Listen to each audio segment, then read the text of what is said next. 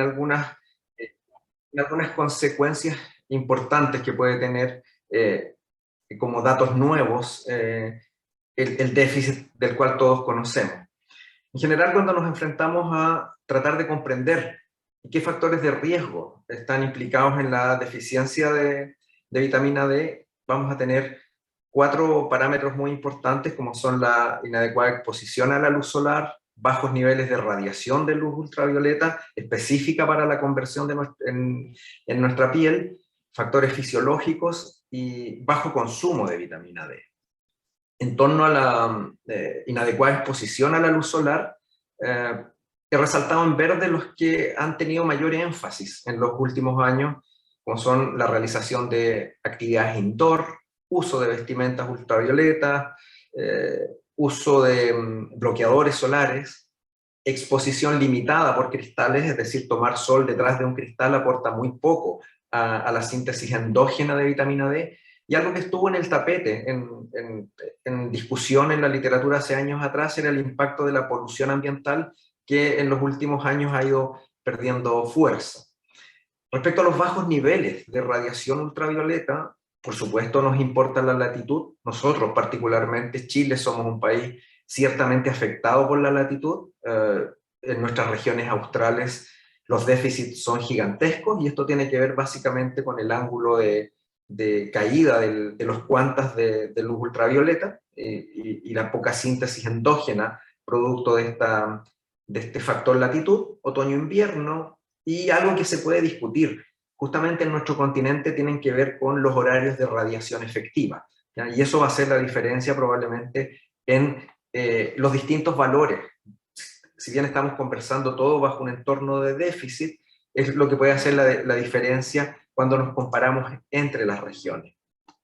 Los bajos consumos de vitamina D, escaso acceso a suplementos, ¿ya? Esto está ligado a lo que está puesto en amarillo acá abajo, estatus socioeconómico.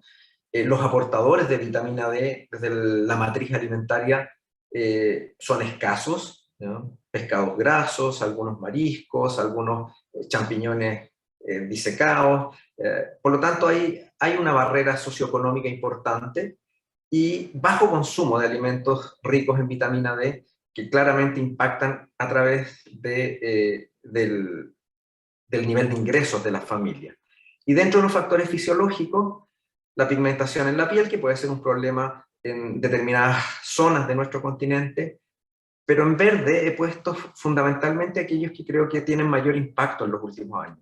Síndromes de mala absorción, si vamos a pensar en que nuestra población está en un curso natural de envejecimiento, y obesidad. Obesidad probablemente como el elemento de mayor importancia en términos de ir entendiendo estos déficits en vitamina D. Otros elementos que tenemos que considerar es a qué vamos a llamar deficiencias o déficit, ¿ya? Y en general estamos más o menos de acuerdo por consenso que vamos a denominar suficiencia sobre 30 nanogramos ml. Por acá puede haber algún espacio a la discusión. Como ustedes bien saben, hay varios criterios, ¿ya?, que fijan estos límites inferiores, pero en general cuando estamos en un entorno que se mueve dentro de la insuficiencia y del déficit, sin llegar incluso a las deficiencias severas, sí pensamos que estamos en un problema grande cuando analizamos cómo se van moviendo nuestras poblaciones. Un paper muy antiguo, pero que es el inicio de los estudios de producción endógena de vitamina D, un artículo del doctor Michael Holix, que nos muestra claramente que cuando envejecemos, nuestra síntesis endógena de vitamina D decae. Por lo tanto, es muy consecuente que tengamos déficit de vitamina D en la medida en que nos vamos haciendo mayores. Si a eso sumamos otros factores de riesgo, vamos sumando en este puzzle varios elementos que nos van condicionando este escenario ligado al riesgo. Datos también que tratan de ejemplificar estos déficits. Un dato antiguo de Australia, si ustedes solo les pido que se concentren en esta zona, si se fijan, un cambio entre el verano y el invierno puede hacer pasar a una zona que tenía un déficit del 13% al 49%. Un déficit que era del 14% al 43%. Por lo tanto, La estacionalidad es muy importante y por eso hablaba directamente de los tiempos de radiación efectiva. ¿Cuánto tiempo? Y esto debe ser dependiente claramente del lugar donde nosotros estamos viviendo. Y como marco introductorio, esto para mí es realmente importante. Estos son dos de los factores que creo que están condicionando enormemente los déficits de vitamina D en distintos niveles, si son deficiencias extremas o insuficiencias, y tiene que ver básicamente con cómo se está comportando nuestra gradiente sociodemográfica. Esto es una proyección al 2050, vamos a tener una población envejecida importante. Chile es un ejemplo importante en términos de población envejecida de aquí al 2050, y probablemente uno de los factores también más relevantes cuando lo vemos solo mirando la población adulta al 2030 en términos de porcentaje de población obesa. Dos de los elementos que yo considero como de mayor riesgo futuro a seguir incrementando esta deficiencia de vitamina D. ¿Qué es lo que podemos decir desde el punto de vista de su función? Que también lo conocemos todos. Nuestra principal fuente corresponde a la síntesis endógena, cerca de un 80%. Lo complementamos con nuestra dieta y por aquí podemos empezar a ubicar dónde tenemos este tipo de problemas. Vamos a tener baja ingesta en una población, por lo tanto vamos a tener afectado este porcentaje aportador de vitamina D. Vamos a tener una baja producción de vitamina D, si le sumamos a esto los procesos naturales del envejecimiento, el uso de bloqueadores, por ejemplo, el uso de la realización de actividades indoor, y por supuesto la obesidad. La obesidad aporta con dos conceptos que suelen a veces ponerse como contradictorios. Los dos son aceptados. Un mayor tejido adiposo contribuye a un secuestro de la vitamina D. A algunos autores no les gusta la palabra secuestro y prefieren hablar de dilución. En la medida en que yo tengo más tejido graso, al ser la vitamina D una vitamina liposoluble, encuentra más blancos donde depositarse. Y un último aspecto que también es muy relevante si uno va a mirar los patrones de intervención poblacional, es que nosotros tenemos una respuesta personalizada a la intervención. O sea, podemos aportar desde el ambiente, vamos a convertir la vitamina D a nivel hepático y la vamos a reconvertir a nivel renal, y el hecho que circule, independiente que llegue a cumplir su función de estimulación a nivel nuclear, también nos va a llevar al escenario de una intervención personalizada, ¿no? Vamos a tener respuestas diferenciales en este aspecto. Muy brevemente, este es un artículo que trata de ejemplificar cómo es esta respuesta personalizada, y vamos a tener aquí un ejemplo de una persona que responde bien a una suplementación con vitamina D, a alguien que no le pasa nada y a alguien que definitivamente incluso puede ser un respondedor muy, muy negativo a ese estímulo. Son identificación de 4 pacientes. Si se fijan, estos dos pacientes, el 34 y el 46, tienen una dosificación de vitamina D, que en este caso fueron 15.000 unidades internacionales por un periodo de un mes, y sus genes responden completamente distintos. Estos son genes que se upregulan, tienen esta forma en un array, y estos son genes que se downregulan, ¿ya? Y que también en este caso se parecen estos dos, son totalmente distintos a los individuos 56 y 66. Por lo tanto, nuestro genoma responde también de forma muy diferencial a las intervenciones que podemos hacer con vitamina D. Desde el punto de vista de la epidemiología, esta es una revisión realizada por una autora chilena que compila datos de América Latina en el año 2014, donde se muestra claramente, cuando nos ponemos en el entorno de la insuficiencia, es decir, valores inferiores a 30 nanogramos ml, que es una condición bastante frecuente, ¿ya? En Argentina, en Brasil, en Chile, en Guatemala, en México. Y si uno lleva algunos de estos datos a la realidad actual, algunos datos muy llamativos realizados durante la pandemia, estas cifras se han ido incrementando. Un artículo también interesante, publicado ya hace algunos años, que compila información entre el año 2008-2014, mostraba ya datos interesantes respecto a las deficiencias de vitamina D en la región, con interesantes datos en distintas cohortes de población en México, en Argentina, en adultos mayores, con pocos datos de registro nacional, de acuerdo al tipo de achurado que tiene la gráfica, y solo aportar como dato nuevo en los últimos años la encuesta nacional de salud que se hizo en Chile, donde se midió vitamina D y se encontró que la deficiencia de vitamina D, es decir, valores inferiores a 19,9 nanogramos por ml, alcanzaba un 51,9% en mujeres en edad fértil y un 58,5% en adultos mayores. Probablemente esta tendencia de incremento en el déficit sea también el reflejo en muchos de otros países de nuestro continente. Datos a nivel mundial, observamos deficiencias importantes. Esta es una revisión publicada el año 2017 por el profesor Michael Holick. Se estima más o menos que un 41,6% de los americanos tienen algún nivel de deficiente de vitamina D. 1 de cada 3 australianos tiene déficit confirmado de vitamina D, con patrones que para este reporte eran del 30% en Europa, 50% en China, 70% en el sudeste asiático. Por lo tanto, es una condición bastante frecuente, datos desde la India, entre un 70 y 90%, dependiendo del peso y la magnitud del tamaño muestral del estudio, y pocos datos a nivel poblacional a gran escala, realizados para efectos de esta revisión en Sudamérica. Estudio también interesante desde mi perspectiva, publicado en el British Journal of Nutrition, que mostró hasta esa fecha todos los estudios poblacionales en vitamina D, en Europa, en Norteamérica, ¿ya? En Sudamérica, con muy poquitos estudios hasta el 2014.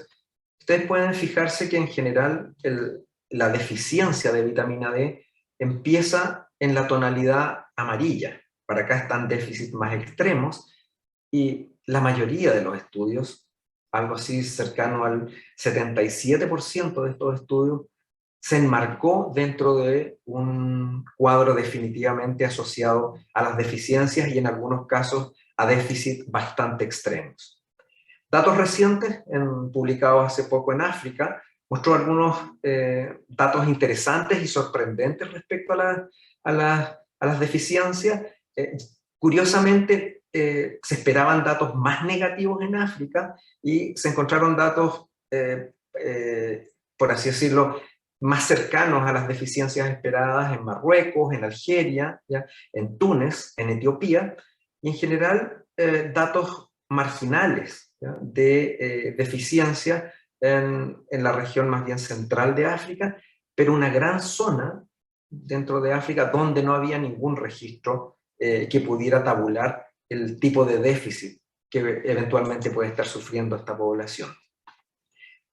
Datos derivados de la India, recientemente publicados en el 2021, muestran que la deficiencia en la prevalencia de vitamina D alcanza en promedio un 61%, que es considerar todos los estudios aquí como un pool, ¿ya? Que es la sumatoria de estudios en menores de 18 años, en mayores de 18 años, o estudios sin un foco específico en una población en particular, pero en concreto un 61% es un dato tremendamente relevante.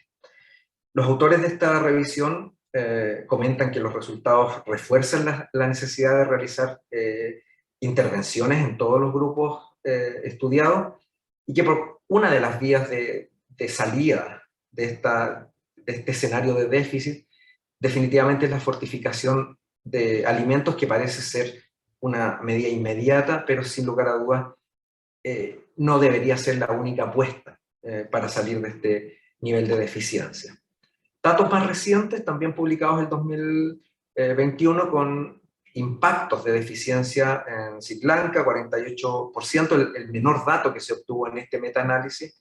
Bangladesh, 67%, Pakistán, 73%. Aquí también, para esta parte del mundo, se plantea claramente la necesidad de suplementación considerando incluso que ellos cuentan con una climatología muy favorable para la síntesis endógena de vitamina D.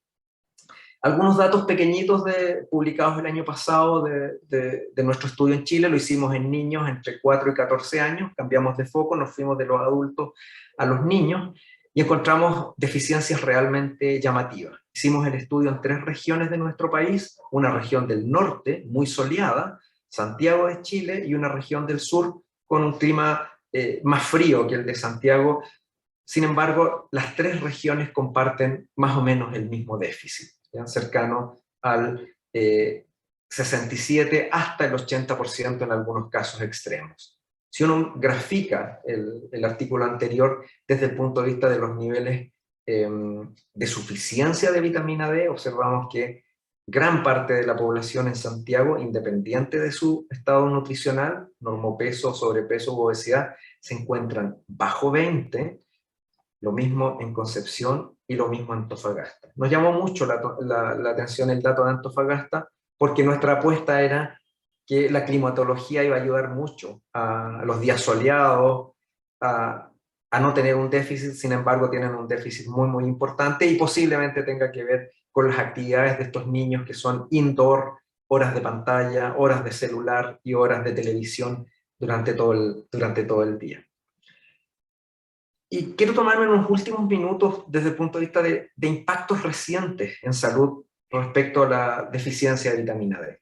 Conocido por todos nosotros es su rol importantísimo en función endocrina, tanto en diabetes tipo 2, en insulinoresistencia, mejora perfiles de insulinosensibilidad, mejora actividad muscular, función ósea, el rol clásico de vitamina D. Desde ahí partimos todos nuestros estudios de vitamina D asociados al metabolismo mineral óseo, función cardiovascular con importantes revisiones que dan un rol esencial a la vitamina D en la mejora de la función cardiovascular, función muscular. La mayoría de los estudios en adulto mayor donde se perfila un mejor estatus de vitamina D, mejoran sarcopenia, mejoran perfiles de fuerza muscular. Función pulmonar probablemente muy asociada a la activación de nuestro sistema inmune, también una función clásicamente asociada a las deficiencias de vitamina D. Yo diría que como funciones más recientes, función cerebral, como datos interesantes en la literatura. Ustedes recordarán que desde el año 2010 se descubre el receptor de vitamina D en cerebro, primero en el modelo animal, después en el modelo humano. Por lo tanto, es interesante ver qué rol tiene la presencia del receptor de vitamina D y la vitamina D per se a nivel de función cerebral. Y claramente lo que ha ocupado la literatura en los últimos años tiene que ver con función inmune, sobre todo bajo el escenario que estamos viviendo de COVID-19. Datos interesantes desde el punto de vista del rol de vitamina D a nivel cerebral. Existe un elemento interesante del aporte que hace vitamina D en términos de rol antiinflamatorio a nivel cerebral, regular los perfiles de apoptosis asociados a regulación vía óxido nítrico, por ejemplo, reparación a través de la capacidad de regulación de estrés oxidativo por vitamina D, con mecanismos propuestos todavía hasta la fecha que están siendo enfocados solo desde la perspectiva de los modelos murinos. No hay estudios en humanos todavía que nos permitan consensuar y definitivamente ser más sólidos en una conclusión respecto al rol que tendría la deficiencia de vitamina D en la alteración de la neurotransmisión, en plasticidad neuronal, en disfunción de redes neuronales y en déficit cognitivos. Aquí hay algo de estudios en humanos, en niños, fundamentalmente, con resultados controversiales respecto, por ejemplo, al rol de vitamina D y déficit atencional. Sí hay buenos datos de déficit de vitamina D y el concepto de función ejecutiva e hiperactividad en niños. Y probablemente lo que ha copado la literatura de los últimos 2 años es reforzar el rol que tiene la vitamina D en la regulación de todo nuestro sistema inmune. tiene una capacidad tremendamente amplia de regulación de distintos linajes celulares, y esto claramente ha quedado en evidencia en diversos estudios que se han publicado en el mundo durante la pandemia. ¿Por qué me preocupaban dos conceptos importantes, que eran el envejecimiento y la obesidad de la población? Porque nuestro sistema inmune definitivamente pierde funcionalidad en estos dos escenarios. El sistema inmune ciertamente envejece, y la obesidad también colabora a través del estrés oxidativo y de la inflamación a una desregulación permanente de nuestro sistema inmune. Posiblemente cuando uno mira las series publicadas de vitamina D y pacientes que han muerto o que han salido libres de esta batalla con el COVID-19, muchas de esas respuestas pasen por vitamina D sin jugarnos una carta que diga si esto es causa o es consecuencia. Ahí es donde faltan todavía estudios importantes para vitamina D.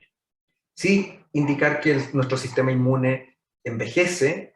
Antiguamente se aceptaba el término de agotamiento, en la actualidad se acepta el término de senescencia.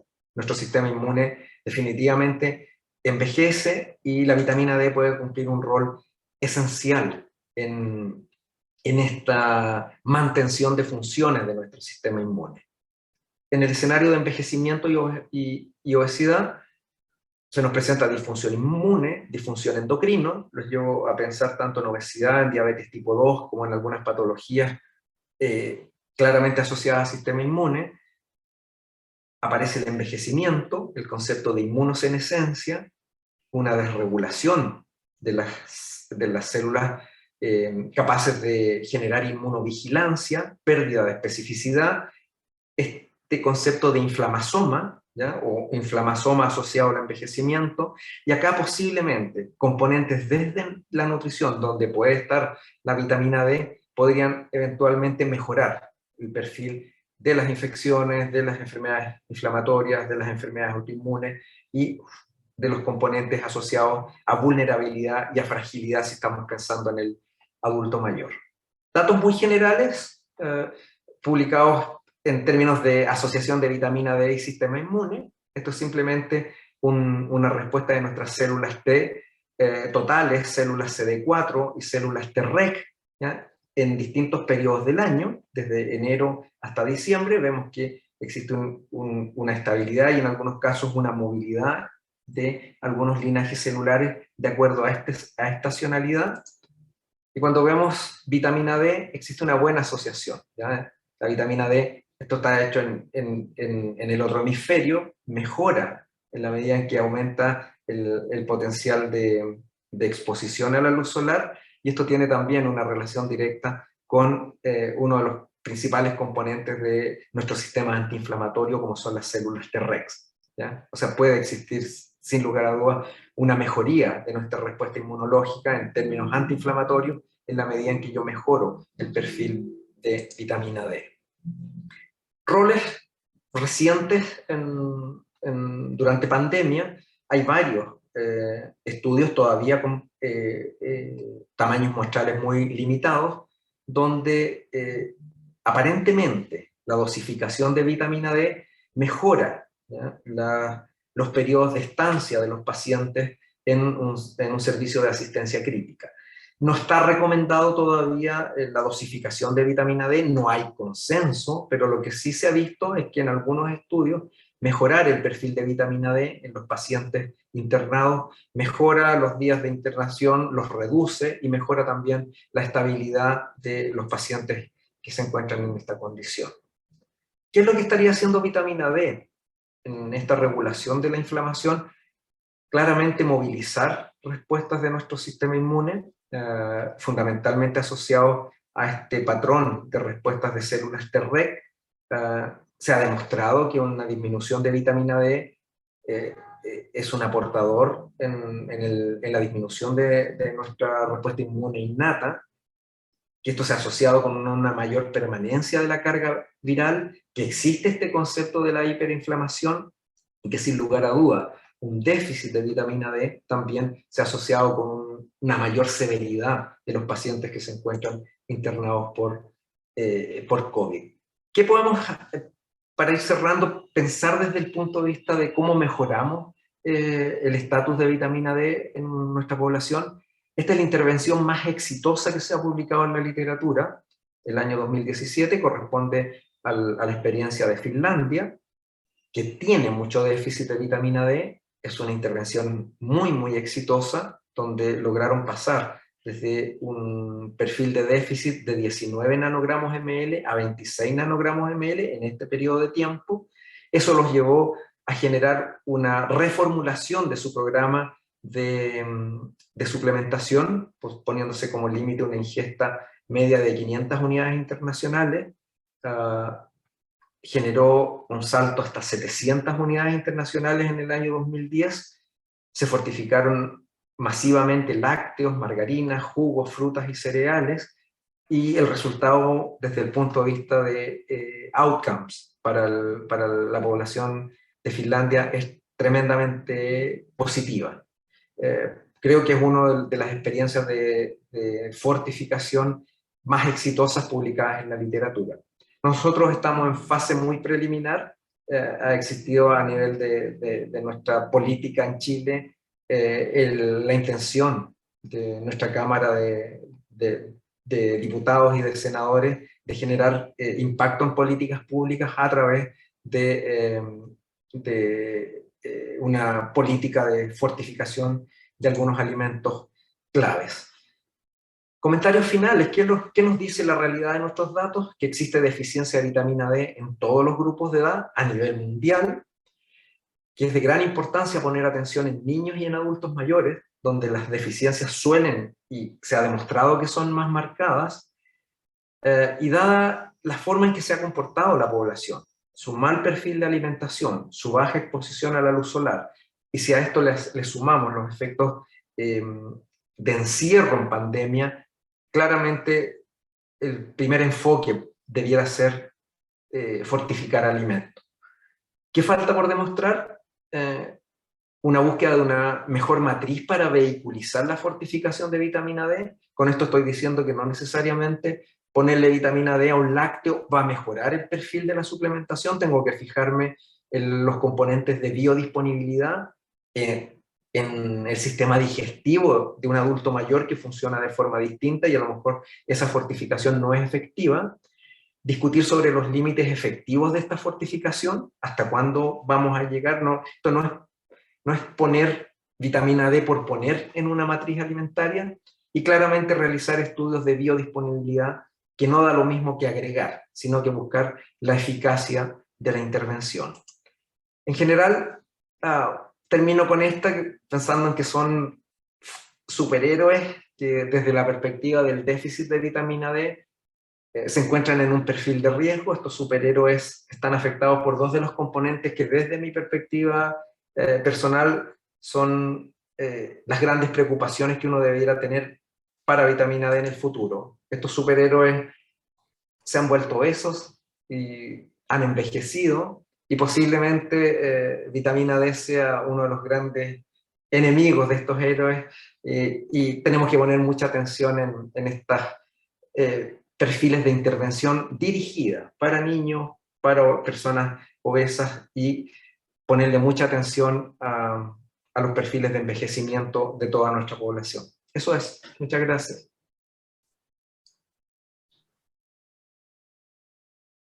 Tienes que dejar ahí. Gracias, doctora Cruchet. Si está Muchas gracias, Francisco, por tu excelente presentación, como siempre, que nos ha aportado una mirada nueva del conocimiento en países como el nuestro. Los saludo a todos, no había tenido la oportunidad aún. Muy buenas tardes, muy buenas noches a los que están al otro lado, ¿verdad? Y muy contenta de estar aquí participando en este seminario que me parece tan interesante para la llegada a nuestro FINUT en octubre, donde espero que tengamos muchísima gente presencial y podamos vernos nuevamente. A continuación, yo quiero presentar a la profesora Marta Mireya Palmieri Santiesteban. Ella es licenciada en Sociología, con magíster en Artes en Gobierno y Política en América Latina de la Universidad de Essex, Inglaterra, y candidata al título de Magíster en Planificación del Desarrollo Urbano y Regional de la Universidad Católica de Chile. Como experta en seguridad alimentaria y nutricional, ha ocupado cargos gerenciales en el Instituto de Nutrición de Centroamérica y Panamá, INCAP, y ha realizado también consultorías para diferentes agencias de cooperación internacional y centros de pensamiento en América Latina y el Caribe. La profesora Palmieri ha desarrollado actividades de investigación, transferencia y tecnología y capacitación en temas vinculados a la evaluación de intervenciones económicas, sociales, alimentarias y nutricionales de salud. Es autora y coautora de más de 20 publicaciones especializadas. Ejerce actualmente como profesional de la Unidad de Nutrición y Micronutrientes del INCAP y es la directora del Sistema de Vigilancia Epidemiológica de Salud y Nutrición, CIVESNU, del país. Muy bienvenida, profesora Palmieri, y ella nos va a hablar sobre los costos económicos y sociales de la malnutrición como resultado de un estudio en 3 países centroamericanos y de República Dominicana. Gracias, profesora. Adelante.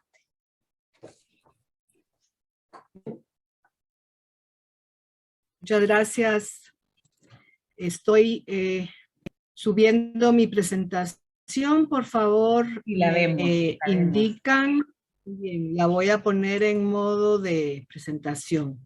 Así es. Muchas gracias, doctora, por sus palabras. Efectivamente, voy a hacer una síntesis, muy síntesis, del tema del costo económico de los efectos sociales y económicos de la doble carga de la malnutrición.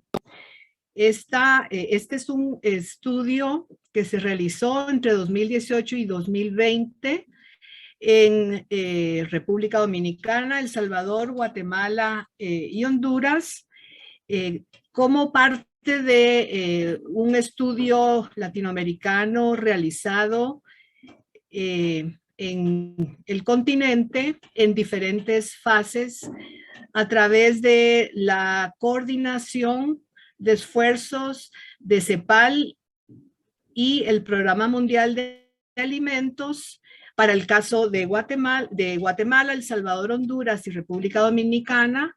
Estas agencias pidieron a INCAP que INCAP coordinara los temas de recolección, recopilación de datos, discusión de los datos a nivel de comités nacionales y también apoyar en la preparación de los informes, apoyar a CEPAL en todos los temas de análisis de los datos de manera de poder generar las estimaciones importantes que ellos hacen. Pero antes de seguir, quiero agradecer a los organizadores por invitarnos a participar en este evento tan importante y también agradecer al licenciado de León, director del INCAP, por haber, en sus palabras, haber posicionado el tema de la doble carga de la malnutrición en los países, en los 3 países de América Central y República Dominicana, que fueron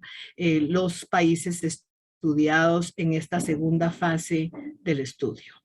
Voy a hablar muy brevemente de la metodología utilizada, metodología que fue elaborada en conjunto entre CEPAL y el Programa Mundial de Alimentos, la Oficina Regional del Programa Mundial de Alimentos. Y quiero empezar diciendo que el modelo utilizado es el modelo de efectos de la malnutrición en distintas etapas del ciclo de la vida.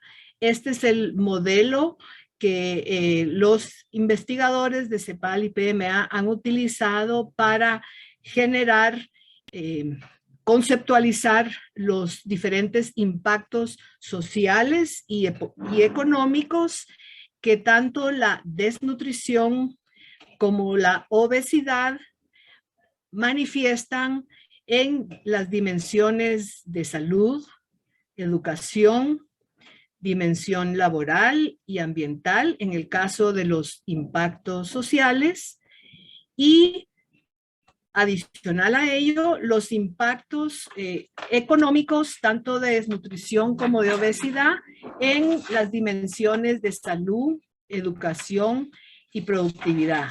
Y de esta forma, con base en este modelo de impactos de la malnutrición, tanto por desnutrición como por obesidad, se generan posteriormente, como veremos en la presentación de los datos, costos económicos a nivel de números absolutos, como también se expresan estos costos económicos en porcentajes del Producto Interno Bruto para un año o para un periodo de 64 años. Pero sigamos adelante con el tipo de análisis que se hace y los datos que vamos a presentar, como se plantea en esta diapositiva, son datos que tienen una expresión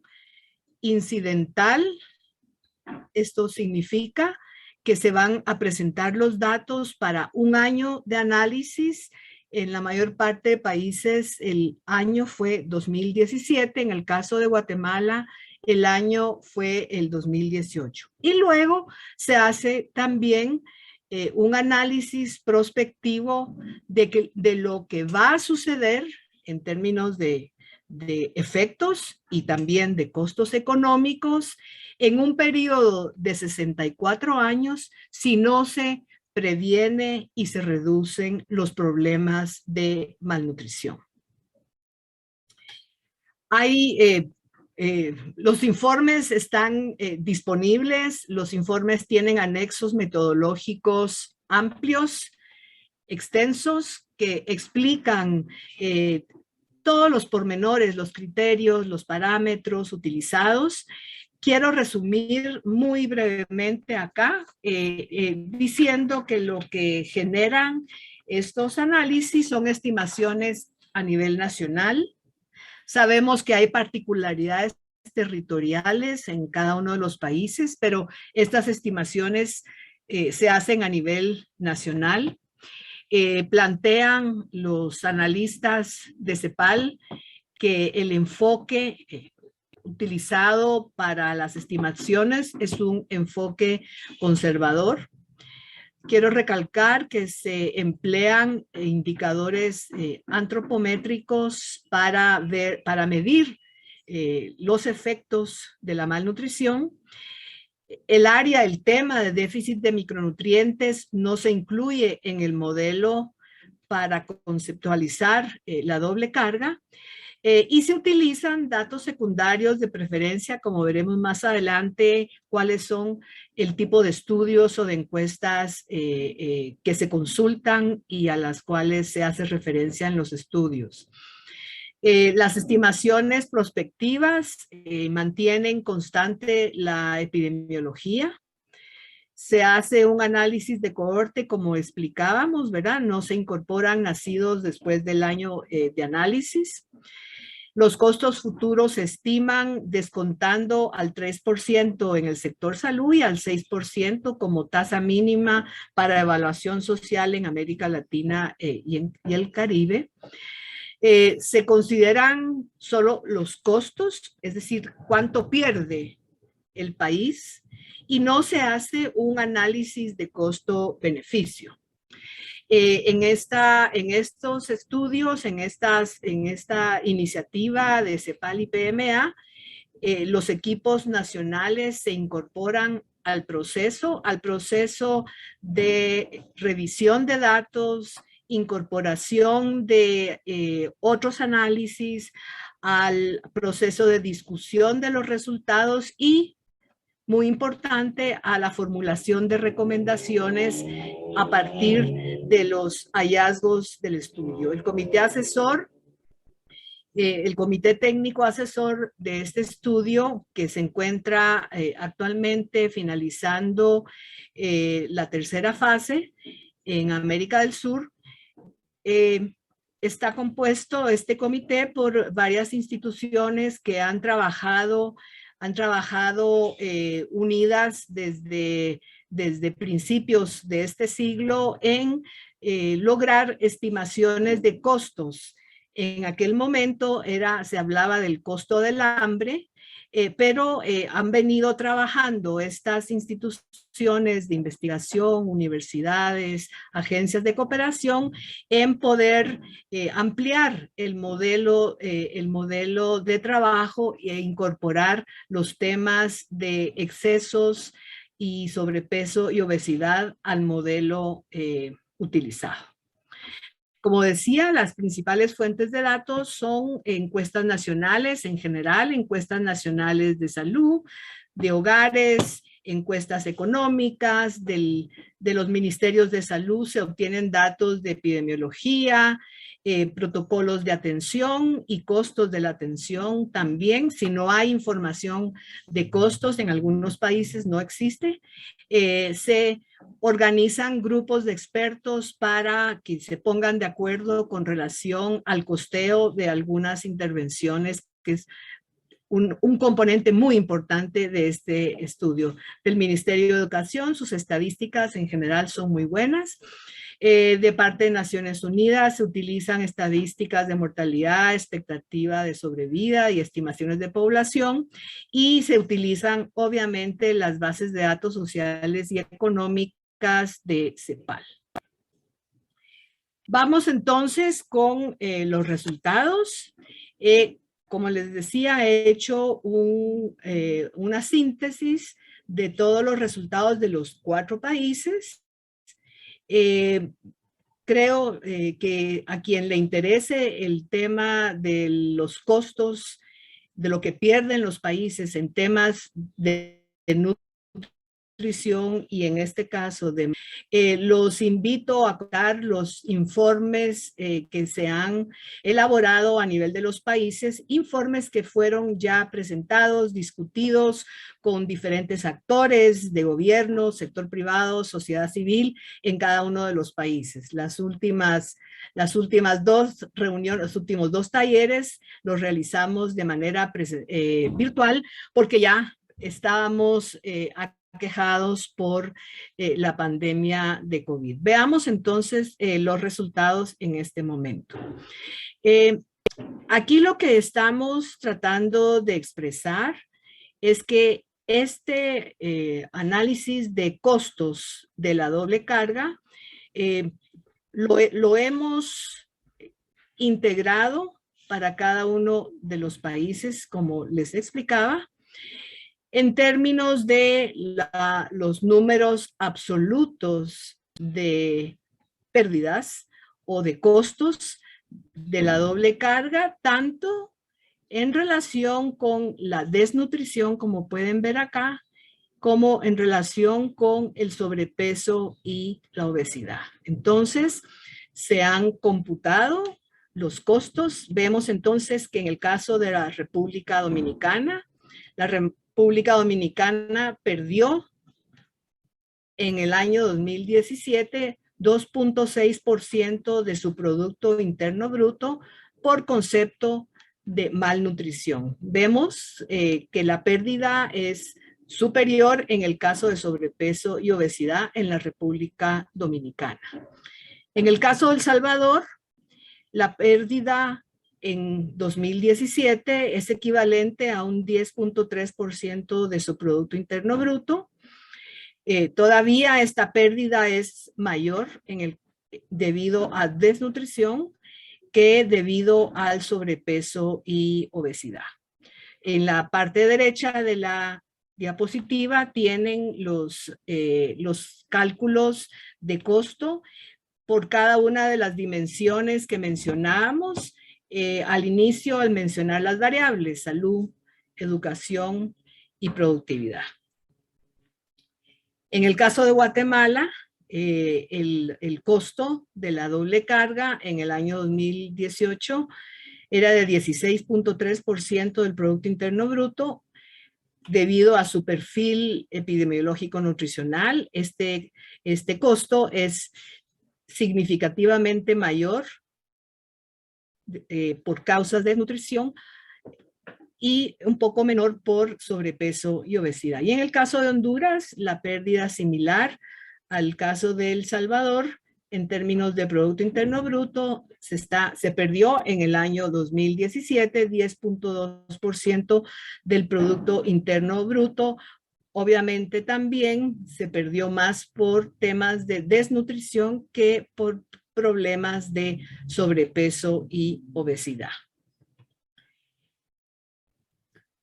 Entonces, aquí traigo algunos ejemplos de cómo se van calculando estos efectos, estos efectos sociales y económicos que luego son trasladados a costos económicos de estas situaciones sociales y económicas. Por ejemplo, el número de casos relacionados, casos atribuibles a malnutrición en cada uno de los países en el año indicado de la referencia. Entonces, se obtuvieron datos de bajo peso al nacer, enfermedad diarreica aguda, infecciones respiratorias agudas, diabetes tipo 2 e hipertensión arterial. Y luego se analizaron esos datos obtenidos de encuestas o de datos rutinarios de salud. Se analizaron para saber qué cantidad, qué proporción de esos datos, de esos casos se podían atribuir a la malnutrición. Entonces, este es en el caso de salud. Esto se traslada a costos y ustedes pueden ver aquí ya la información de cuáles son los costos por casos de bajo peso al nacer, de enfermedad diarreica, de infecciones respiratorias, desnutrición aguda, diabetes e hipertensión arterial en cada uno de los países. Estos costos son tanto costos públicos como costos privados o costos de bolsillo para pagar la búsqueda de atención por parte de las familias. Siguiendo con la medición del impacto social, obviamente, como todos lo sabemos, la malnutrición la desnutrición tiene repercusiones en términos de repitencia escolar, tanto en el ciclo primario como en el ciclo secundario. Se hizo un análisis del porcentaje de repitencias, tanto en primaria como en secundaria, que se pueden atribuir a la desnutrición infantil. Y estos son los datos. Como digo, no me detengo mucho acá porque creo yo que hace más justicia a todo el trabajo hecho si ustedes pueden tener acceso a los informes de cada uno de los países. Entonces, esas repitencias se traducen en costos económicos y podemos ver ahí arriba del cuadro los totales. Esos son los totales que pierde cada uno de los países por la repitencia escolar.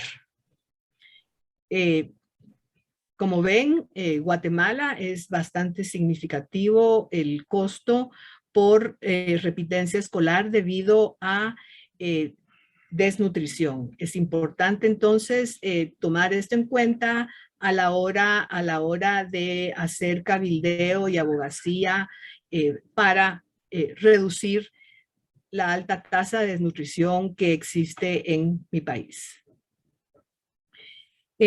Vemos también en el caso de productividad, viendo el tema de las muertes prematuras, se calcula entonces en el caso de los 4 países que la población con desnutrición tiene 3 veces menos probabilidad de terminar la secundaria. Eso es lo que dicen los datos. Y en relación con muertes prematuras por diabetes e hipertensión en el año de estudio, ustedes pueden ver ahí cuántas muertes prematuras se calcularon en cada uno de los países. Y también muertes por diabetes e hipertensión en el año de estudio se traducen también en millones de días laborales perdidos, ¿verdad? Todo esto entonces también se computa y se calculan los costos que tiene tanto la desnutrición como la obesidad en menor nivel educativo, mortalidad prematura y ausentismo laboral. Ustedes pueden ver ahí los totales. Guatemala continúa teniendo o presentando estimaciones bastante elevadas en relación con las estimaciones de los otros países. Recordemos que hay una dimensión prospectiva, ¿verdad? Hay una dimensión prospectiva en este estudio que nos permite pensar y estimar qué pasará o qué pasaría si no se previene la malnutrición el día de hoy. Entonces, se hace un análisis a 64 años, como explicábamos en la parte introductoria de la metodología. Y, por ejemplo, traigo algunos datos, no todos los datos del análisis prospectivo. Y estos son los números de personas que se estima, de acuerdo al modelo, van a fallecer en los próximos 64 años por enfermedades asociadas a sobrepeso y obesidad.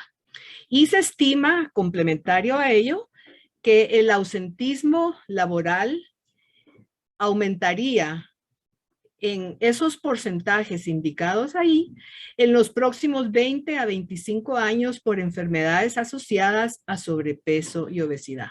Como pueden ver, el ausentismo laboral es bastante similar. La estimación es bastante similar en República Dominicana, El Salvador y Honduras, y considerablemente elevada esta estimación en el caso de Guatemala, ¿verdad? Obviamente esto tiene, la explicación de esto es que esa estimación incluye el ausentismo laboral tanto por desnutrición como por obesidad. Entonces, veamos ya los totales de los costos en la izquierda de la diapositiva. Estos son los totales de los costos en la dimensión, en el análisis, en la dimensión prospectiva. Vemos que República Dominicana va a perder, si no se actúa ahora, 2.5% de su Producto Interno Bruto.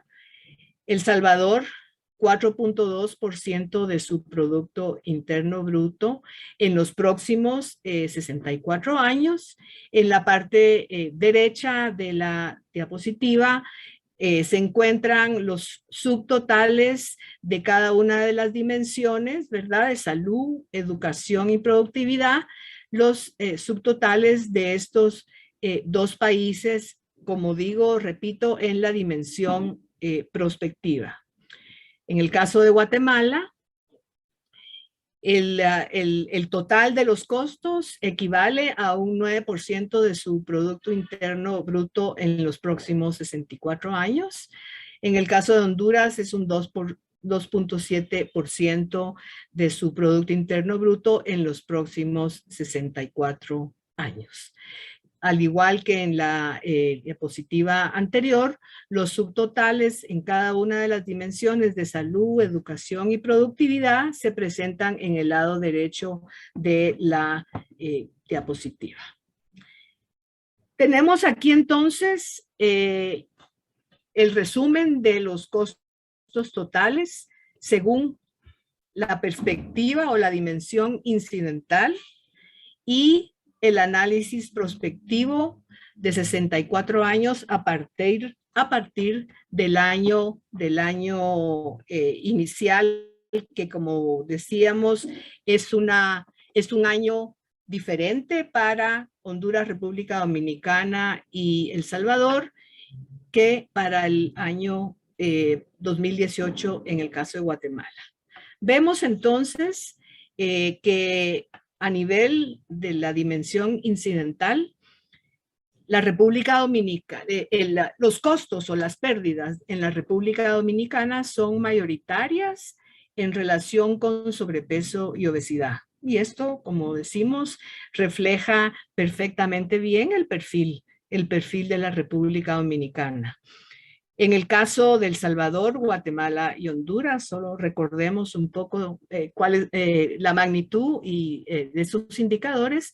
La mayor parte de los costos se concentran en costos por desnutrición. En el caso del análisis prospectivo, obviamente vemos, solo déjenme poder correr un poquito, ahí estamos, ya corrí. En el caso del análisis prospectivo a 64 años, el Guatemala va a tener un 88.5% de sus costos debido a sobrepeso y obesidad, todavía por encima de Honduras en el caso de sobrepeso y obesidad, pero en definitiva República Dominicana y El Salvador, los costos prospectivos van a ser infinitamente mayores debido a las causas de sobrepeso y obesidad.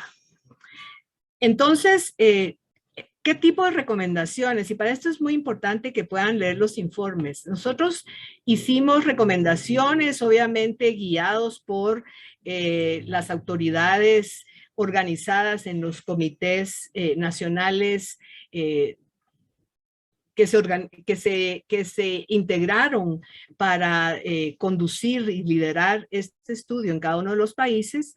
Entonces, la conclusión en general para todos los países fue que era recomendable fortalecer políticas públicas multisectoriales contra la malnutrición por exceso y por déficit, ¿verdad? A través del abordaje, del ataque a las causas determinantes de este flagelo. Luego se hicieron recomendaciones muy concretas por áreas estratégicas, propuestas de ajuste, ampliación a los marcos regulatorios, propuestas en los ministerios de salud y educación, fundamentalmente mucha propuesta a nivel de los ministerios de educación, estrategias de abogacía para hacer entender a los diferentes actores, diferentes sectores, sociedad civil, sector privado, etcétera, la importancia de atacar la malnutrición y luego diferentes propuestas para mejorar los sistemas de información, desarrollar estrategias de comunicación social, mejorar la coordinación interinstitucional y desarrollar actividades para garantizar sostenibilidad financiera, sostenibilidad política y sostenibilidad social de todas las acciones que se proponen como parte de las recomendaciones de estos estudios. Entonces, lo dejo acá. Muchas gracias de nuevo por habernos invitado y estamos muy contentos de poder participar luego en alguna sesión de preguntas y respuestas. Muchas gracias. Muchas gracias, licenciada Palmieri. La doctora Cruchet, adelante. Sí, bueno, muy interesante la mirada que nos da, porque hay que ponerle costo, ¿no? a todo lo que significa la cantidad de obesidad, bueno, y de malnutrición también por déficit. Me pareció muy, muy interesante su presentación. Les recuerdo que estamos juntando algunas preguntas para poder discutir al final. voy a presentar ahora al profesor Víctor Eduardo Alcántar Rodríguez. El profesor es licenciado en nutrición por el Centro Interdisciplinario de Ciencias de la Salud, Unidad Milpa Alta del Instituto Politécnico Nacional. Tiene una maestría en Ciencia en Desarrollo de Productos Bióticos en el Centro de Desarrollo de Productos Bióticos, CEPROBI, del Instituto Politécnico Nacional. Tiene una estancia de investigación en la Pontificia Universidad Católica de Chile, profesor investigador adscrito al Departamento de Nutrición y Alimentos Funcionales del CEPROBI, en donde participa y dirige proyectos de investigación. Docente del cuerpo académico de la especialidad en Nutrición y Alimentos Funcionales y de la maestría en Ciencias en Desarrollo de Productos Bióticos. Es jefe del Departamento de Nutrición y Alimentos Funcionales, miembro de la Red de Salud del Instituto Politécnico Nacional. El doctor Víctor Alcántar nos va a presentar alimentos de consumo frecuente y alternativas de desarrollo de alimentos funcionales para la prevención de la obesidad infantil. Adelante, doctor. Muchísimas gracias por la presentación y sobre todo agradezco la invitación para que les platiquemos un poco acerca de lo que hacemos en el CEPROBI del Instituto Politécnico Nacional aquí en México. Y como bien lo decía la doctora Cruchet, el tema es alimentos de consumo frecuente y alternativas de desarrollo de alimentos funcionales para la prevención de la obesidad infantil. El contenido de esta presentación, pues les hablaré un poco del Centro de Desarrollo de Productos Bióticos, de CEPROBI, del Departamento de Nutrición y Alimentos Funcionales, algunos estudios de alimentación que hemos realizado en el departamento, la caracterización de los alimentos de consumo frecuente en el estado de Morelos, algunas propuestas de alimentos funcionales que hemos desarrollado en el Departamento de Nutrición y Alimentos Funcionales y, bueno, las conclusiones. Y como ya adelantaba un poco la doctora Gaby Trejo, directora del CEPROBI, el Centro de Desarrollo de Productos Bióticos es un centro de investigación del Instituto Politécnico Nacional que tiene 38 años en el municipio de Yautepec, en el estado de Morelos. En este centro de investigación se cuenta con 6 programas de posgrado que todos están incorporados al Programa Nacional de Posgrados de Calidad de CONACYT, que se tiene una maestría y un doctorado en Desarrollo de Productos Bióticos, una maestría y un doctorado en Ciencias en Manejo Agroecológico de Plagas y Enfermedades, un doctorado en Ciencias en Conservación del Patrimonio Paisajístico y la especialidad en Nutrición y Alimentos Funcionales. También en el CEPROBI contamos con 4 departamentos académicos: el Departamento de Biotecnología, el Departamento de Desarrollo Tecnológico, el Departamento de Interacciones Planta-Insecto y el departamento de donde soy adscrito, que sería el de Nutrición y Alimentos Funcionales. En este departamento, este es el personal que trabajamos en el departamento y trabajamos bajo 2 líneas de investigación. La primera es el diseño y desarrollo de ingredientes y alimentos funcionales para la nutrición humana, y la segunda es complementaria a esta, es decir, por un lado nosotros nos dedicamos a diseñar y desarrollar ingredientes o alimentos que puedan tener un efecto benéfico a la salud, y por otro lado evaluamos cuál es el efecto de estos alimentos.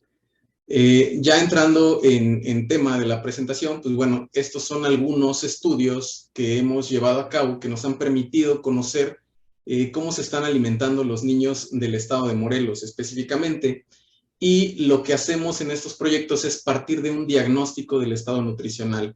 Ya conociendo cuál es ese diagnóstico del estado nutricional, implementamos algunas estrategias que permitan mejorar este estado de nutrición y salud, y al final evaluamos el impacto de estas estrategias.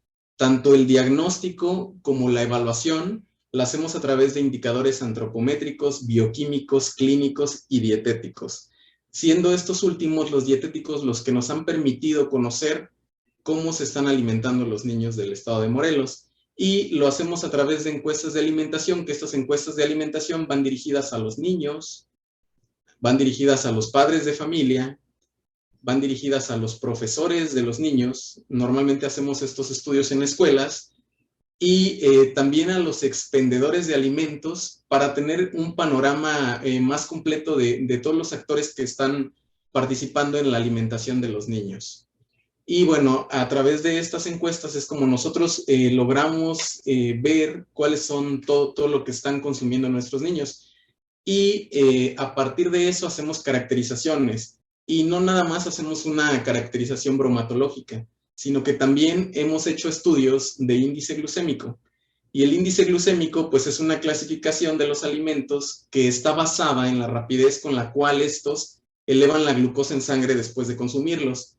Es decir, nosotros consumimos un alimento, ese alimento pasa por los procesos de digestión y absorción correspondientes y nos van a provocar determinada respuesta glucémica, que como en este caso es una respuesta glucémica baja, si vemos estos serían glucosas, moléculas de glucosa, o puede ser una respuesta glucémica alta, que sería típico de un alimento de índice glucémico alto. Bien, para poder hacer esta determinación nosotros tenemos que ver cómo se comportan los niveles de glucosa cuando los sujetos, es un estudio que hacemos en vivo, cuando los sujetos consumen ese alimento y vamos evaluando su respuesta glucémica durante 2 horas. Esta curva es característica de un alimento de índice glucémico alto y esta de un alimento de índice glucémico bajo, en donde la curva se ve un poco más aplanada.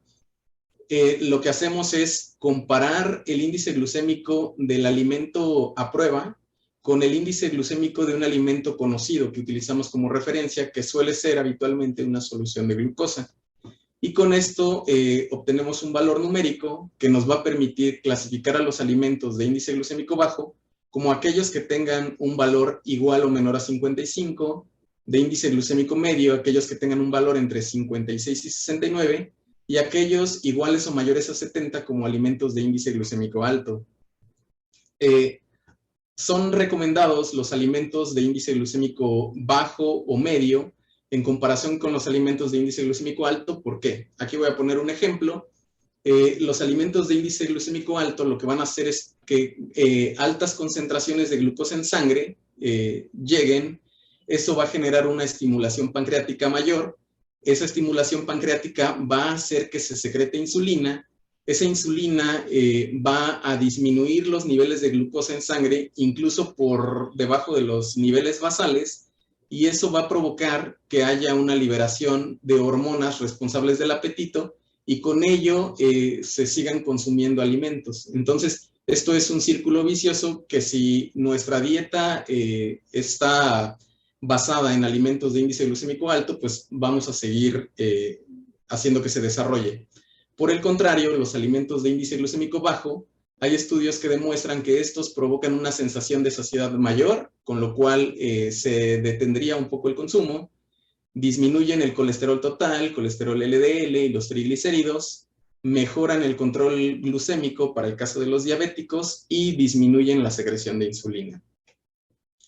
Entonces, es por esto que el considerar el índice glucémico de los alimentos ha tenido efectos positivos en el tratamiento de diabetes, de sobrepeso y obesidad, de enfermedades cardiovasculares, de dislipidemias, de algunos tipos de cáncer y de otros tratamientos que no precisamente tienen que ver con enfermedades, como el tratamiento dietético de deportistas, de mujeres embarazadas y de escolares, en donde se ha visto que considerar el índice glucémico de los alimentos que consumen pues tiene efectos favorables en el desarrollo cognitivo. Hay otra definición, otro concepto que es la carga glucémica, que esta no solo valora la rapidez con la que los hidratos de carbono se convierten en glucosa, sino que también considera la cantidad de hidratos de carbono que tiene una porción habitual del alimento a prueba. Se calcula igual considerando el índice glucémico del alimento, pero aquí importa la cantidad de gramos de hidratos de carbono que tiene el alimento a prueba. Ahorita voy a poner un ejemplo en el cual va a quedar un poco más claro, pero la clasificación es que aquellos alimentos que tengan una carga glucémica igual o mayor a 20 son clasificados como de carga glucémica alta, entre 11 y 19 son media, y aquellos con valores iguales o menores a 10 son clasificados como alimentos de carga glucémica baja. Al igual que en el índice glucémico, los que se recomienda consumir son aquellos que tienen una carga glucémica media o baja. Y aquí el ejemplo que les decía, por ejemplo, si consideramos el índice glucémico de la sandía es de 72, lo cual la clasifica como un alimento de índice glucémico alto. Sin embargo, para poder correr la prueba de índice glucémico es necesario el consumo de porciones que tengan 50 gramos de hidratos de carbono, lo cual es necesario consumir 625 gramos de sandía. Pero si nosotros consumimos una porción de 125 gramos, que sería lo equivalente a una taza, esa solamente contiene 10 gramos de hidratos de carbono, con lo cual la carga glucémica de la sandía es de 7.2, entonces no es tan malo como solamente si se considerara el índice glucémico. Bien, ahora con respecto a los alimentos de consumo frecuente del estado de Morelos, en este proyecto, que es de nutrición y enfermedades relacionadas en niños y adolescentes, lo que nosotros hicimos es evaluar a través de recordatorios de 24 horas y de frecuencias de consumo de alimentos, cuáles eran los alimentos que más consumían los escolares. Y al primer alimento al que le íbamos a medir el índice glucémico, queríamos que cubriera estos requisitos. Es decir, que fuera un alimento preparado, que sustituyera una comida, que el nutrimento predominante fueran hidratos de carbono y que no se conociera su índice glucémico. Entonces, las frecuencias que revisamos de los alimentos que más se consumían, pues bueno, era leche entera, era un licuado de chocolate, que bueno, la leche entera la descartamos porque no es un alimento preparado. El licuado de chocolate sí es un alimento preparado, pero no sustituye una comida. El arroz rojo tampoco sustituye una comida, más bien es una guarnición. El jugo industrializado no es un alimento preparado, y lo que nos llevó a determinar que el alimento al que le íbamos a medir el índice glucémico era la torta de jamón. Otro alimento lo seleccionamos con base en una pregunta que era ¿cuál es el alimento que tienen mejor aceptación de los niños en los comedores escolares? Y de acuerdo a las encuestas que nosotros aplicamos, resulta que el que salió es el taco al pastor con soya texturizada, que es una receta de la Dirección de Sistemas Alimentarios y Nutrición del DIF, aquí en México. Y bueno, ese es el segundo alimento del cual les voy a platicar con respecto a su índice glucémico. Y el tercero, ahora seleccionando solamente 72 expedientes de 6 escuelas que están en la región oriente del estado de Morelos, pues ahí nuevamente surgió otra lista de alimentos de consumo frecuente, en donde aquí, si ustedes ven, en primer lugar está la torta, pero no nada más la torta de jamón, sino que hay tortas de diferentes ingredientes. Y el siguiente es la picadita, que también cumplía con los requisitos para poder medir el índice glucémico. Y esta picadita es una base de como una tortilla de maíz que puede contener una salsa como base, y está cubierta de crema ácida y de queso. Entonces, este es el siguiente alimento al cual nosotros medimos el índice glucémico. Estas son las respuestas glucémicas. Como ya les decía, para poder hacer la medición del índice glucémico hay que comparar esas respuestas glucémicas con un alimento de referencia, que es la solución de glucosa. Y nosotros lo que hacemos es medir el incremento en el área bajo la curva, considerando como línea base los niveles de glucosa que tenían las personas en ayuno, y a partir de ahí consumen el alimento, ya sea el alimento referencia o el alimento a prueba, y vamos midiendo. Entonces, a los 15, a los 30, 45, 60, 90 y 120 minutos. Estas son las respuestas glucémicas que se observan con el alimento referencia, en donde claramente observamos cómo una vez que consumen el alimento, empiezan a aumentar los niveles de glucosa, alcanzan un pico máximo y hay un descenso. Esto es muy similar entre todos los participantes. Sin embargo, cuando ya metemos el alimento a prueba, esto no sucede así de bonito, de que se alcance un pico máximo y empiece a descender, porque a diferencia de la solución de glucosa, pues aquí intervienen ya procesos digestivos que no estaban en la solución de glucosa, sino que era solamente la absorción. Estos son los resultados que tenemos para la torta de jamón, en donde al hacer los cálculos, resulta que la torta de jamón tiene un índice glucémico de 79.6, lo cual la clasifica como un alimento de índice glucémico alto. Esto es lo del taco al pastor con soya texturizada, también lo mismo, aquí ya están los promedios de los participantes en el ensayo clínico, y también vemos la comparación con el alimento referencia, que es la solución de glucosa, y cuando hacemos nuevamente los cálculos, el índice glucémico que resulta de los tacos con soya texturizada es de 81, que también lo clasifica como un alimento de índice glucémico alto. Por último, este es el índice glucémico de la picadita, de las que ya les platicaba. Esta es lo que hicimos con el alimento referencia. Estas son las respuestas glucémicas al consumir la picadita. Hacemos los cálculos nuevamente y el índice glucémico que resulta también es alto, con 78.4. Hasta aquí nosotros pudiéramos pensar que está muy mal, ¿no? Que los alimentos que están consumiendo nuestros escolares son dañinos para su salud. Sin embargo, como ya les ponía el ejemplo de la sandía, si nosotros nada más consideráramos el índice glucémico, pues sí se vería bastante catastrófico. Sin embargo, ya al considerar la carga glucémica de una torta de jamón, el resultado es de 13.3, que la clasifica como un alimento de carga glucémica media. 2 porciones de tacos al pastor con soya texturizada sería 14.7, que también su carga glucémica es media, y una picadita sería de 16.7, que también la carga glucémica es media. Entonces, pues no son tan malos, siempre y cuando se respeten estas cantidades, porque si alguno de los niños consume más de la porción que está indicada en esta diapositiva, pues la carga glucémica también aumenta.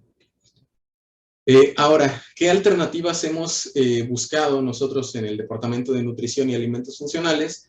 Pues desde hace algunos años hemos estado trabajando con salvado de arroz, y el salvado de arroz es un subproducto obtenido durante el pulido o blanqueado del arroz. Aquí, como se puede apreciar en la imagen, tenemos un grano de arroz entero que está conformado por su cáscara y el endospermo, que es la parte blanquita, que es la que normalmente, como normalmente lo encontramos en los supermercados, pero las capas que hay entre la cáscara y el endospermo es lo que se conoce como salvado de arroz, y esto representa entre el 8 y el 10% del peso del grano. Este salvado de arroz, aquí vemos nuevamente una imagen del grano de arroz entero con su cáscara, pero va a ser sometido a procesos de blanqueamiento por fricción aquí en el estado de Morelos, y entonces la harina que nosotros obtenemos para pasar de este arroz integral a este arroz blanco es lo que nosotros utilizamos para desarrollar algunos alimentos. Y este salvado de arroz anualmente se producen en México por ahí de 19,000 toneladas que no están siendo aprovechadas. Solamente una pequeña parte se destina para la alimentación animal y tiene un valor entre 3 y 5 pesos por kilogramo. ¿Cuál es la importancia de trabajar con este salvado de arroz? Pues bueno, que hay estudios que han demostrado que tiene entre el 13 y el 15% de proteínas de alto valor biológico, 50% de hidratos de carbono, 20% de lípidos, y en esta fracción lipídica tiene compuestos como vitamina E, fitoesteroles, ácido ferúlico y gamma-orizanol, que han demostrado tener efectos benéficos para el tratamiento de enfermedades cardiovasculares, diabetes y algunos tipos de cáncer, como cáncer de colon principalmente. Y además, este salvado de arroz, pues es un componente rico en fibra que puede presentar entre 21 y 27%, y además algunos otros micronutrientes de interés. En el departamento trabajamos con este salvado de arroz, pero necesita pasar por un proceso de estabilizado, porque las enzimas que tiene el salvado de arroz, como es un compuesto rico en grasas, es susceptible al enranciamiento. Entonces, para detener este proceso de oxidación, nosotros estabilizamos primero el salvado de arroz, y a partir de este salvado de arroz estabilizado, pues es que ya nosotros desarrollamos algunos de los alimentos que ustedes pueden ver aquí en la pantalla, como atoles, como polvorones, papillas, pinole, tortillas, coberturas para cacahuate tipo japonés, yogurts, paletas congeladas, estas que son conocidas como congeladas o bolis, totopos, botanas tipo churrito, y unos mazapanes que son precisamente de los que les voy a a platicar enseguida. Con estos mazapanes, en el Departamento de Nutrición se hizo un ensayo clínico cuasi experimental de mediciones repetidas de 8 semanas, en los cuales consistieron en incluir en la dieta de sujetos con sobrepeso y obesidad 2 mazapanes al día. Y la manera en la que se invitó a los participantes fue a través de manera verbal y a través de un correo institucional a la comunidad del CEPROVI, en donde estaban invitados profesores, alumnos y trabajadores del centro. Para este estudio acudieron 39 voluntarios, de los cuales, además de que tuvieran sobrepeso y obesidad, se buscaba que los valores bioquímicos estuvieran dentro de condiciones adecuadas. Entonces, por algunas razones, como el índice de masa corporal o alguna alteración en estos valores, fueron descartadas 15 personas, y los que quedaron en el estudio pues fueron 24 participantes que durante 8 semanas estuvieron consumiendo estos mazapanes. Previo al inicio del consumo de los mazapanes, se hicieron mediciones basales de indicadores antropométricos, de indicadores bioquímicos y de indicadores dietéticos. En la semana 2, un participante decidió abandonar el estudio. Al finalizar la 4ª semana, se hicieron mediciones intermedias, y después de la semana 8, enseguida que terminó la semana 8 de consumo de mazapán, pues se hicieron las mediciones finales. Y además, una submuestra de estos 24 participantes aceptó participar en otro ensayo que era para medir la concentración de ácidos grasos de cadena corta en heces, debido a que, como eran sujetos con sobrepeso y obesidad, se sabe que su microbiota puede tener una disbiosis. Entonces, lo que queríamos nosotros es ver de qué manera afectaba o más bien, cuál era el efecto de este mazapán en esa microbiota, pero a través de la producción de ácidos grasos de cadena corta. Los resultados, pues primero demostrarles aquí que el consumo del mazapán durante las 8 semanas, pues no tuvo, al principio sí tuvo una aceptación más o menos completa por todos los participantes. Sin embargo, conforme transcurrieron las 8 semanas, ese consumo de mazapán fue decreciendo, en donde de un 100% que consumieron durante la primera semana, durante la 8ª semana ya solamente se consumían la mitad del mazapán. Y esto nos lleva a reflexionar acerca de algunos resultados que obtuvimos con los indicadores antropométricos y bioquímicos. Aquí, por ejemplo, al inicio del consumo de mazapán, el 70% de los participantes tenía sobrepeso y el 30% tenía obesidad. En las mediciones intermedias, que sería al finalizar la 4ª semana, vemos que hay un incremento en el sobrepeso, pero eso se debe a la reducción en el porcentaje de participantes que tenían obesidad. Entonces, ya al finalizar nuevamente en las 8 semanas, seguramente las personas estaban en un índice de masa corporal muy cercano a 30 en los límites que permitieron que esos cambios pues, se vieran reversibles, ¿no? Y el 28% de los participantes para el final del ensayo pues ya tenía obesidad nuevamente. Pero también esto, algo que a lo mejor puede justificar un poco estos resultados, y que lo vamos a ver también con los resultados bioquímicos, es que el periodo en el que hicimos el ensayo coincide justamente con el inicio de festividades aquí en México, en donde consumen alimentos que son altamente energéticos. En cuanto al peso, pues bueno, hay una diferencia estadísticamente significativa entre los niveles basales y los niveles finales. El índice de masa corporal no hay diferencia significativa, al igual que en la circunferencia de la cintura, pero sí en la masa grasa y en la masa magra. Y esto de la masa magra, hay estudios que reportan un incremento de masa magra por consumo de gamma-orizanol, compuesto que está incluido en el salvado de arroz que contenía el mazapán. Estos son los indicadores bioquímicos, en donde si ustedes revisan los valores basales de colesterol total, pues sí hay una reducción, aunque no es significativa, pero hay una reducción entre los niveles basales y las evaluaciones intermedias. que coincide con los periodos en los que se consumieron mayor cantidad de mazapanes.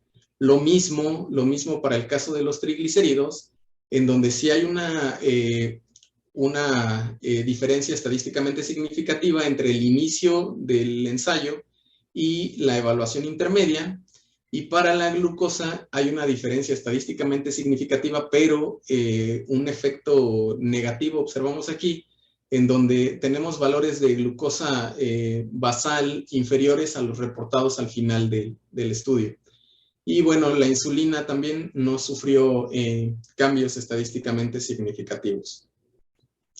Esto es lo que les reportaba de una submuestra de 10 sujetos en los cuales evaluamos también el consumo de este mazapán, pero lo que evaluamos era el efecto en la producción de ácidos grasos de cadena corta, y como se observa en esta gráfica nos muestra la concentración de ácidos grasos de cadena corta total, en donde vemos que en la mayoría de los participantes la tendencia es de la evaluación inicial a la evaluación intermedia de aumentar estas concentraciones.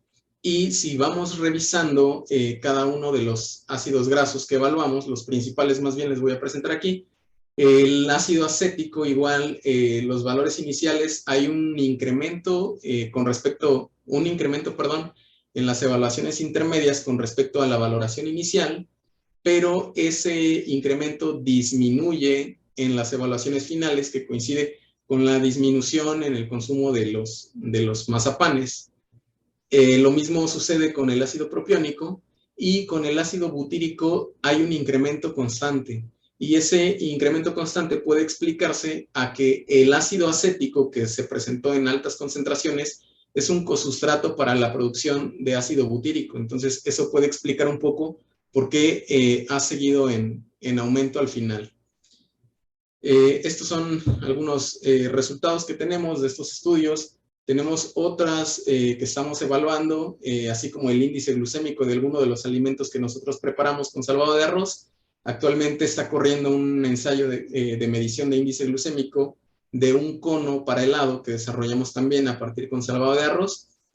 Y bueno, de todos estos trabajos nos valemos nosotros mucho de nuestros estudiantes de la especialidad de nutrición y alimentos funcionales. Como conclusiones, pues bueno, es importante continuar analizando la alimentación de los niños y mediante este conocimiento implementar estrategias que permitan reducir el riesgo de desarrollar enfermedades y preservar la salud en la infancia y en la adultez. No debemos eliminar completamente de la dieta los alimentos de índice glucémico alto, pero sí debemos de tener precaución en la cantidad y en la frecuencia con la que se consumen, así como los alimentos que la acompañan, porque también van a provocar respuestas glucémicas, van a afectar estas respuestas glucémicas. Otro es promover el desarrollo de alimentos con efectos benéficos a la salud y evaluar su funcionalidad, así como fomentar la actividad física. Y bueno, la infancia es una etapa en donde se pueden adquirir hábitos de alimentación y estilos de vida saludable que permanecerán en la vida adulta, reduciendo el riesgo de desarrollar enfermedades crónicas. Por mi parte, sería todo. Muchísimas gracias. Muchísimas gracias.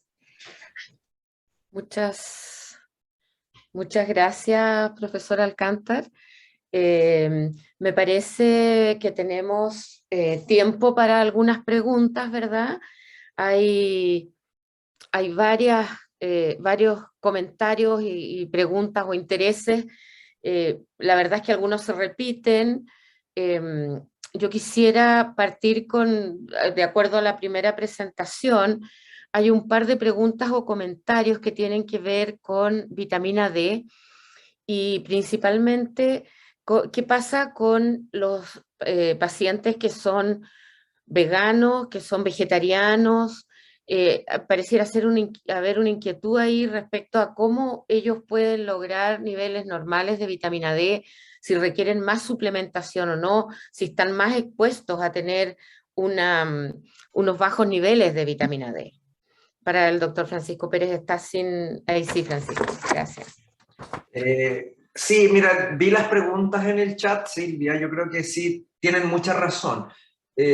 Hay hay varios datos en la literatura. Nosotros en Chile tenemos algún pilotaje con pacientes vegetarianos y otros veganos, y hemos estimado que la diferencia entre, pensando en menores de 14 años, entre un vegano y un niño que tenga una dieta mixta, suele ser una diferencia de un 8% menos, ya sobre el déficit. Eso es importante. La mayoría de los estudios en veganismo han mirado vitamina B12, históricamente han mirado vitamina B12, y hay poco dato en vitamina D, pero de lo poco que hay, tienen valores más deficitarios.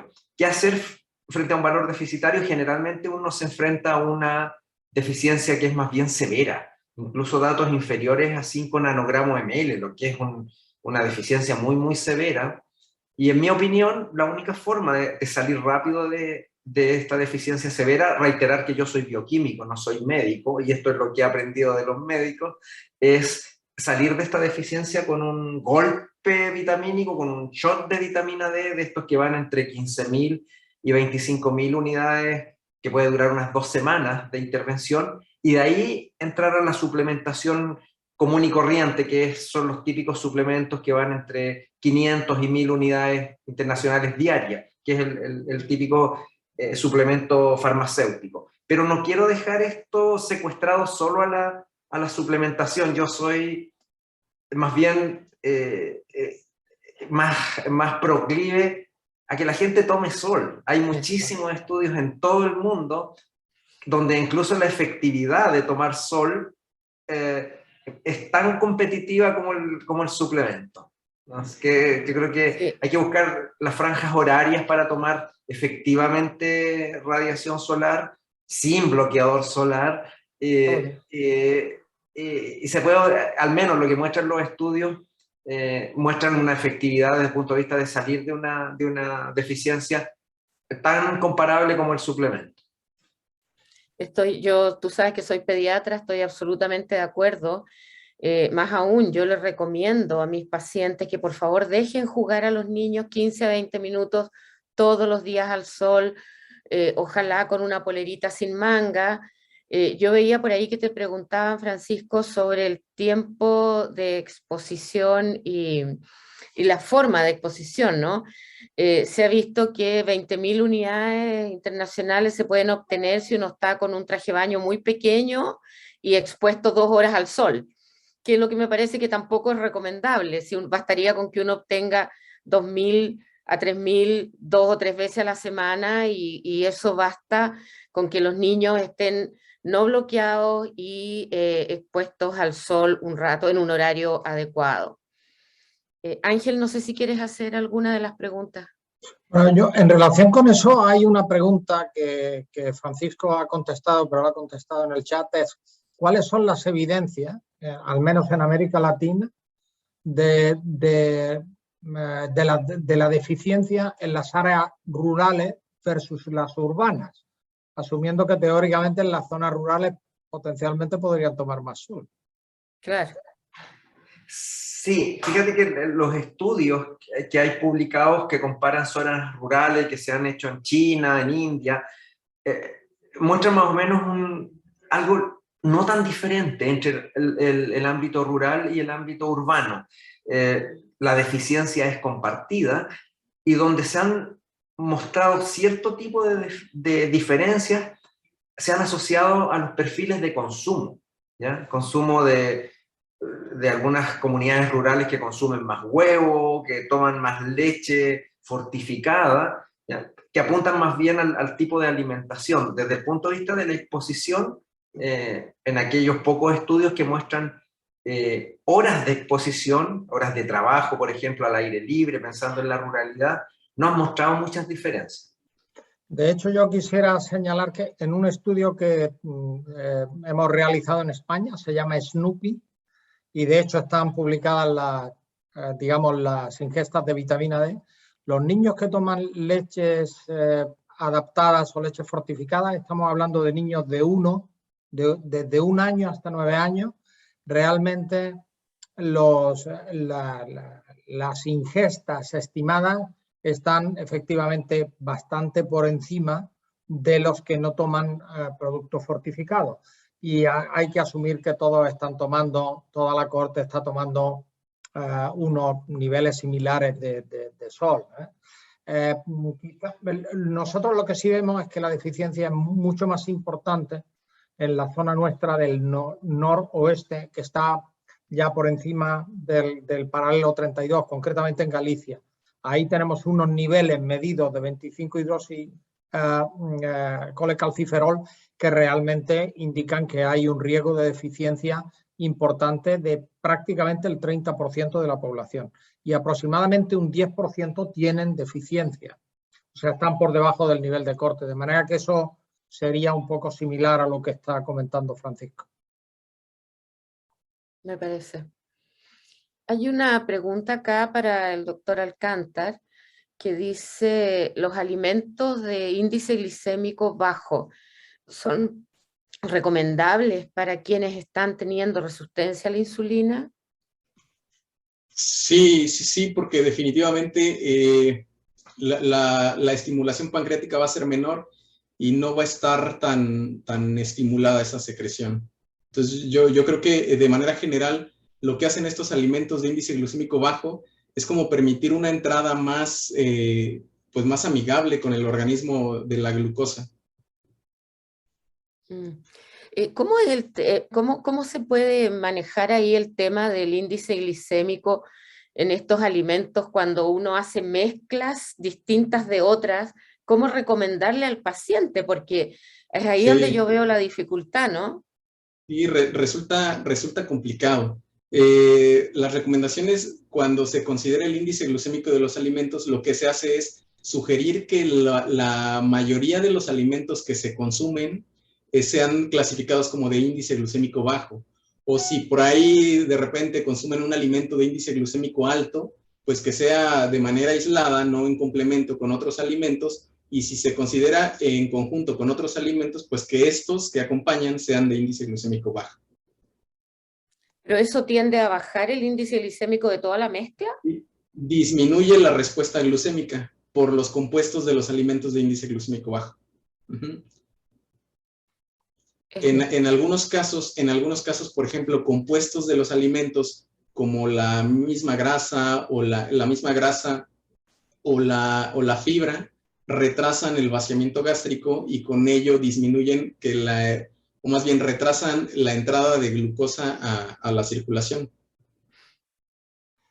Sí, al menos en nutrición clínica, esto que está diciendo el doctor Alcántar es cierto, es decir, uno ve el índice glicémico, por ejemplo, de una maltodextrina y prácticamente el índice glicémico es 100. Sin embargo, cuando se mezcla con lípidos y con fibra, disminuye sensiblemente. De manera que la pregunta que está diciendo la doctora Cruchet tiene mucho sentido, porque nosotros al final no tomamos alimentos individuales, sino que en realidad tomamos dietas o incluso más que dietas, patrones dietéticos. Entonces yo creo que lo importante desde el punto de vista saludable, por supuesto, es una recomendación global de cargas glucémicas bajas, no tanto de índice glicémico, pero dentro del contexto de una alimentación saludable, es decir, aumento del consumo de frutas y verduras, aumento del consumo de cereales de grano entero, por supuesto disminución de la carga energética global, disminución de la ingesta de grasas saturadas, etcétera. Porque la verdad es que lo que no podemos estimar, al menos hasta lo que yo sé, es la carga glicémica asumiendo los índices glicémicos de cada componente. Porque finalmente las mezclas dependen mucho, especialmente del contenido de fibra. Así que claro, yo creo que esto es relevante, ¿no? Claro, y era algo de lo que nosotros, cuando decidimos entrar a esta parte de medición de índice glucémico, es que las listas que nosotros encontrábamos de alimentos venían como alimentos aislados, no de preparaciones que es como comúnmente son consumidos. Por eso lo de la torta de jamón, por eso lo de la picadita y lo del taco, que es ya una preparación más en forma, en donde los mismos ingredientes de estos platillos pues también interfieren con la respuesta glucémica. Bueno, y también va a depender de dónde nos encontremos, cómo se preparan los alimentos. Exacto. Porque los platos que tú has mencionado o las preparaciones que tú has mencionado, por ejemplo, en Chile son muy poco frecuentes. Ahora, si Sí, tú le vas a poner aceite o no le vas a poner aceite, si retrasas el vaciamiento gástrico, ¿cuál es la respuesta, no? claro, claro, sí, sí, sí. Sí, por ahí en alguna de las preguntas vi que si había listas de índice glucémico. Sí, hay muchas publicaciones de índice glucémico de alimentos, inclusive dan más detalles acerca de cómo se llevaron a cabo esos estudios, en qué tipo de pacientes fue que se evaluó, cuáles fueron las cargas de hidratos de carbono que tenían estas pruebas. Y también en estas mismas listas, algunas ya incluyen la carga glucémica, que como bien decía el doctor Gil, pues también es importante considerar, ¿no? Ya la carga completa como tal. Y sobre todo cuando uno le da las explicaciones al paciente o a la mamá del paciente o al que cocina, ¿no? Exacto. Porque ¿cómo le dices tú a un grupo familiar disminuye la carga glicémica? Es decir, o sea, Sí, el índice glicémico. Es así es. complejo.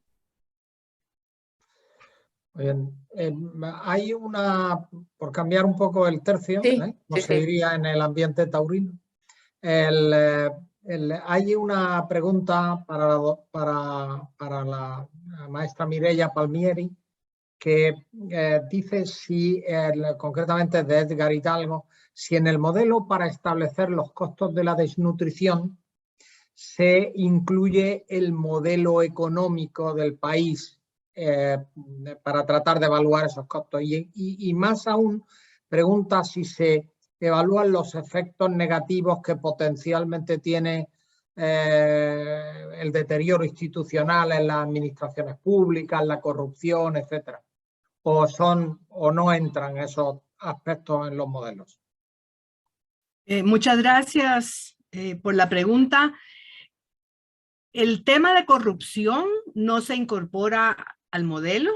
Sin embargo, sabemos que hay esfuerzos que desarrollan diferentes instituciones internacionales como Transparencia Internacional, Naciones Unidas, incluso el Fondo Monetario Internacional, que han hecho estimaciones de cuánto pierde cada uno de los países debido a corrupción, y esa pérdida se expresa como pérdidas en desarrollo, crecimiento económico y desigualdad social. Entonces, no es parte del modelo, sin embargo, existen estudios que complementan este modelo. Y en relación a lo que planteaba también Edgar Hidalgo en relación al lo que él planteaba, el modelo económico, no, se asume un modelo económico homogéneo, no hay particularidades. Obviamente ese modelo económico tiene expresiones diferentes en términos de la escolaridad, en términos de la situación de salud, etcétera. Y solamente para responder una pregunta que veo aquí en el chat, pregunta a alguien de Nicaragua por qué no se incluyó Nicaragua como parte de esta segunda fase. Básicamente eso tiene que ver con las negociaciones que hizo el Programa Mundial de Alimentos en cada una de sus oficinas nacionales. Desconozco los resultados de esas negociaciones en el caso de Nicaragua. Muchas gracias. Hay otra pregunta adicional que desde México, de Javier Villanueva, que pregunta qué opinión tiene usted sobre el alcance de los objetivos de desarrollo sostenible con miras al año 2030 en relación con los retrasos en materia de nutrición en América Latina y todo ello en contraste con los enfoques de abordaje.